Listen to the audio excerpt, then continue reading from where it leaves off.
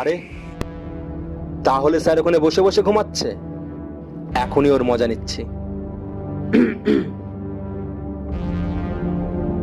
বলো তো ভাইজি আমি কে? তুমি রাহুল।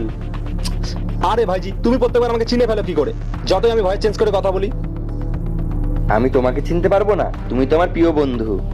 আচ্ছা দেখে নিও ভাইজি, এর পরের বার থেকে তুমি আমাকে চিনতেই পারবে না। ঠিক আছে, রাউন্ড লাগানোর সময় হয়ে গেছে, আমি জঙ্গলের ভিতরে রাউন্ড লাগিয়ে আসি।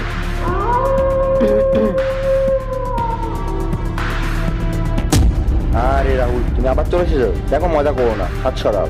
ঠিক আছে, আমি আমার হাত ছাড়াবো, আগে তুমি তোমার বন্দুক দাও। ঠিক আছে।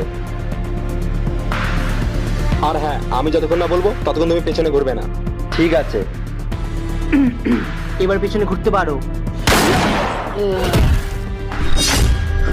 শিবা ভাই, শিবা ভাই,